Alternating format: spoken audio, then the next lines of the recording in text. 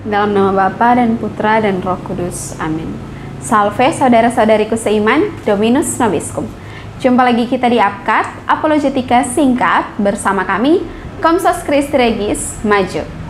Dalam pembahasan di video sebelumnya, sungguh terlihat konsistensi ajaran dan juga sikap Gereja Katolik terhadap teologi Santo Cyrillus dari Alexandria yang menjadi dasar bagi Kristologi Konsili Efesus tahun 431 Masehi lewat Mariologinya. Bahwa dengan keyakinan Katolik akan keperawanan abadi dan kondisi diri Sang Theotokos, ajaran Bunda Maria sebagai Theotokos yang diputuskan oleh Konsili Efesus tersebut semakin kokoh dan dipertegas. Namun mirisnya, ketidakkonsistenan justru tampak dalam sistematika teologi yang mengaku percaya bahwa Bunda Maria adalah Bunda Allah, tapi di saat bersamaan meyakini jika Sang Theotokos itu berdosa dan berhubungan intim dengan Santo Yusuf. Sebagaimana channel Verbum Veritatis yang membuat penilaian publik jika ia lebih sesuai dengan teologi Santo Cyrillus dari Alexandria dibandingkan dengan Roman Deso. Secara bulat, sadar, dan serius di hadapan publik, ternyata channel Verbum Veritatis mengutarakan pandangannya yang persis sama dengan para bidat anti Maria yang mengimani bahwa Sang Theotokos itu punya anak-anak lain setelah atau di samping atau selain Sang Kristus. Hari ini saya akan membuktikan kepada saudara-saudara bahwa salah seorang saudara Yesus, saudara tirinya, Yesus lahir dari seorang perawat, tapi kemudian Yusuf dan Maria itu punya beberapa anak yang lain. Dan yang sulung setelah Yesus adalah Yakobus. Ucapan Verbum Veritatis yang barusan kita saksikan dan dengarkan tadi, dan juga khotbah-khotbah anti Maria yang juga sempat kita lihat pada video sebelumnya, sesungguhnya hanyalah pengulangan kembali atas kesesatan kuno yang telah dilawan oleh para bapa gereja kita. Tepatnya ialah pengulangan terhadap bid'ah anti-dikomarianisme yang telah dilawan oleh bapa gereja Santo Epifanius dari Salamis, dan juga bid'ah Helvidianisme yang telah dibantah oleh Santo Hieronymus, sang penerjemah kitab suci kita ke dalam bahasa Latin. Secara garis besar, dua ajaran menyimpang ini mengimani seraya mengajarkan bahwa Bunda Maria itu punya nafsu seksual sehingga berhubungan badan dengan Santo Yusuf, seorang yang saleh. Bahkan, si bidat Helvidius memperkokoh ajaran kejinya dengan bertolak dari ayat kitab suci, tepatnya pada kata sampai dalam Injil Matius bab 1 ayat 25, yang menurutnya memiliki arti bahwa sesudah Maria melahirkan, dia dan Yosef melakukan hubungan badan.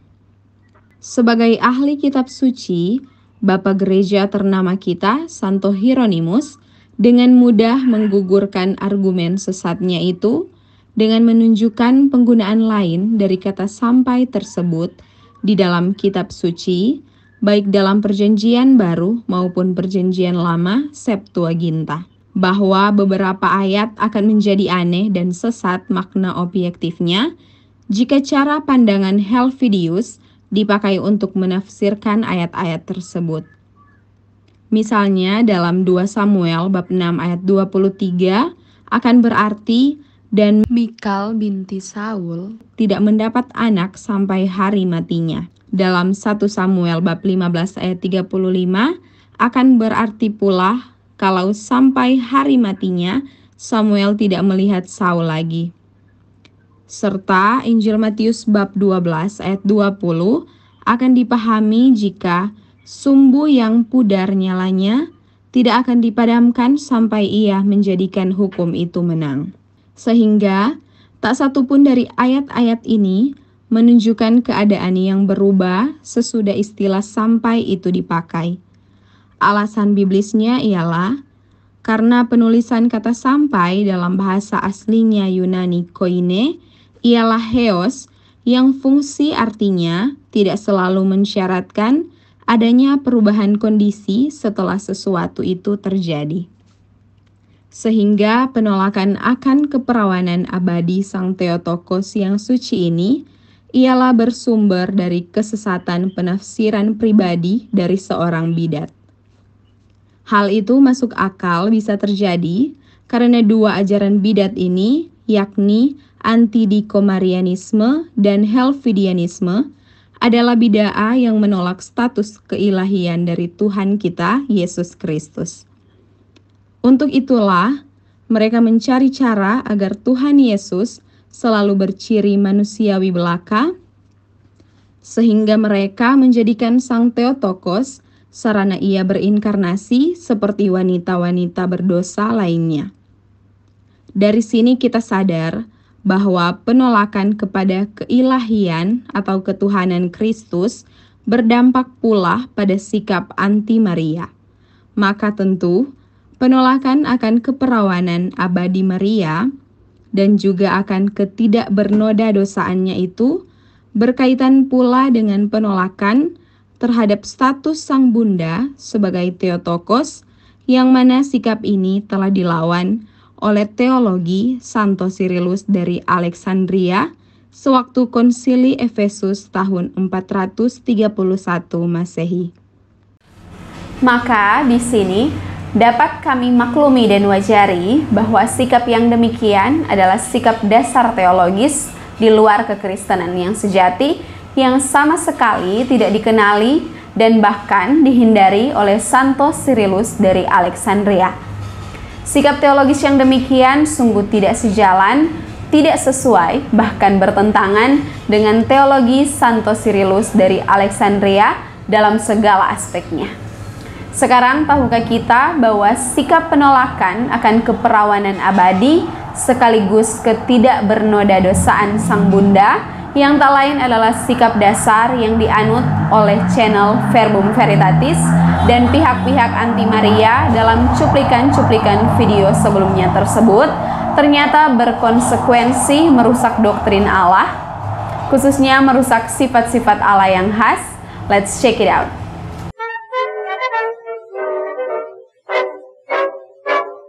Mari kita ingat lagi dan kembali pada 16 sifat Allah yang telah kita tampilkan pada video sebelumnya. Dari situlah kita menemukan bahwa penegasan-penegasan para anti Maria tentang Bunda Maria yang seperti itu secara tak terhindarkan dan bulat sungguh-sungguh telah merusak doktrin Allah. Secara lebih tepatnya mereka telah merusak dua sifat Allah yang utama, yakni kesempurnaannya yang utuh total dan juga kekudusannya yang hakiki. Pada dasarnya, sebagaimana yang diungkapkan oleh Verbum Veritatis, bahwa yang perlu kita ketahui ialah doktrin Allah amatlah terkait erat dengan doktrin-doktrin fundamental lainnya di dalam kekristenan, secara khusus ialah teologi atau doktrin tentang Yesus Kristus, Kristologi. Alasan utamanya ialah karena Kristus itu sendiri adalah Allah. Hubungan yang erat dan unik antara Kristologi dan teologi atau doktrin Allah dapat dipahami sebagaimana hubungan antara Kristus dengan Allah Sang Bapa lewat sebutan dirinya sebagai anak Allah. Lebih tepatnya seperti yang diajarkan di dalam Katekismus Gereja Katolik nomor 454. Sebutan anak Allah menyatakan hubungan yang unik dan kekal antara Yesus Kristus dan Allah Bapanya. Ia adalah putra Allah yang tunggal dari Allah Bapa. Ia adalah Tuhan sendiri. Untuk menjadi seorang Kristen, kita harus percaya bahwa Yesus Kristus adalah putra Allah. Sehingga bisa kita katakan bahwa sifat-sifat Allah yang sempat kita lihat pada video sebelumnya adalah juga sifat-sifat dari Sang Kristus itu sendiri, karena ia adalah Allah itu sendiri.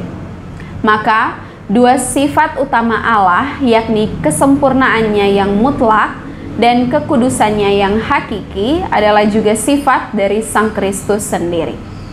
Dari 16 sifat Allah yang telah kita lihat, sifat pertama yang disebutkan sebagai sifat Allah ialah Tuhan itu sepenuhnya sempurna. Sifat atau karakteristik Allah ini pun diterangkan begitu jelas dalam kitab suci, yakni Injil Matius bab 5 ayat 48 yang berbunyi, "Haruslah kamu sempurna sama seperti Bapamu yang di surga adalah sempurna." Terkait kemutlakan sifat Allah ini, Santo Yohanes Damaskus mengajarkan hakikat ilahi itu sempurna, tidak kurang dalam hal kebaikan, kebijaksanaan, dan kekuatan. Ia tanpa awal, tanpa akhir, kekal, dan tak terbatas. Singkatnya, sepenuhnya sempurna. Maka, keimanan fundamental kekatolikan percaya bahwa Tuhan itu sempurna dalam segala hal, menyerupai dirinya sendiri, sebab ia adalah semuanya terang, semuanya akal budi, semuanya hakikat, sumber segala sifat-sifat ilahi Allah itu identik satu sama lain dan sama dengan hakikat ilahinya. Sehingga kita bisa simpulkan bahwa dengan sifat ataupun ciri yang begitu khusus, khas dan unik ini, kita mesti imani dan senantiasa amini bahwa Allah tidak ada duanya. Allah adalah entitas yang mutlak, khusus dan berbeda dengan ciptaan sepanjang segala waktu, masa, dan kondisi. Maka, apa yang merupakan proses dan kenyataan dalam Allah itu hanyalah bisa dipunyai olehnya semata dan bukan yang lain. Tepatnya, ia harus satu-satunya di dalam kepunyaannya yang khusus. Karena Tuhan Yesus Kristus secara ontologis dan mutlak adalah Allah, maka sifat kesempurnaan ini pun adalah sifat Sang Kristus pula. Maka posisi dan proses dari Tuhan Yesus sendiri adalah sebagaimana posisi dan proses Allah yang tidak ada duanya dan khusus miliknya semata. Sehingga apa yang ia punyai dan alami hanyalah miliknya semata pula. Maka karena Sang Theotokos adalah tempat, sarana, media di mana Sang Firman Allah berproses, tepatnya berinkarnasi, maka Sang Theotokos beserta rahimnya pun hanyalah milik bagi hipostatis Sang Firman secara satu-satunya pula atau satu-satunya saja, dan bukanlah untuk hipostatis-hipostatis yang lain. Karena jika rahim Maria diperuntukkan pula bagi hipostatis-hipostatis lain, tepatnya bagi janin-janin manusia lainnya yang adalah ciptaan, sehingga membuatnya tidaklah perawan selamanya, maka konsekuensinya ialah Sang Firman secara otomatis tidak lagi menjadi satu-satunya di dalam prosesnya yang khusus. Itulah yang dilakukan oleh sistematika teologi non-Katolik yang menolak keperawanan abadi Sang Theotokos. Dengan ajaran yang berpendapat bahwa Bunda Maria punya anak-anak lain selain Tuhan Yesus. Para penganut ajaran yang demikian sungguh telah merusak doktrin kesempurnaan Allah yang seutuhnya. Karena ajaran sesat mereka membuat Sang Allah Putra bukan lagi sebagai satu-satunya buah dari rahim Sang Theotokos, dan juga oleh ajaran itu Sang Bunda Maria tak mutlak disebutkan sebagai Theotokos, karena yang dilahirkan olehnya atau yang keluar dari rahimnya yang suci bukan lagi hanya Sang Theos atau Allah sendiri, tetapi juga ciptaan-ciptaan yang fana. Sungguh, ajaran sesat mereka memaksa rahim di mana Sang Firman berinkarnasi haruslah juga merupakan milik atau proses bagi tubuh-tubuh manusia berdosa. Hal ini sungguh merusak doktrin Allah akan sifat utamanya, yakni kesempurnaan mutlak Allah. Maka, sikap penolakan mereka akan keperawanan abadi Sang Theotokos justru melenyapkan kesempurnaan Sang Putra Allah, yakni melenyapkan keistimewaannya, keunikannya, dan juga spesifikasinya sebagai buah rahim Bunda Maria yang satu-satunya dan seutuhnya. Kyrie eleison. Namun, tahukah kita bahwa teologi anti Maria yang demikian pun turut merusak sifat kekudusan Allah? Nantikan pada video Abkat selanjutnya. Salam Abkat, mari kita bela iman kekatolikan kita. Salam Maria, penuh rahmat Tuhan sertamu, Terpujilah Engkau di antara wanita, dan terpujilah buah tubuhmu, Yesus. Santa Maria, Bunda Allah, doakanlah kami yang berdosa ini sekarang dan waktu kami mati. Amin. Dalam nama Bapa dan Putra dan Roh Kudus. Amin.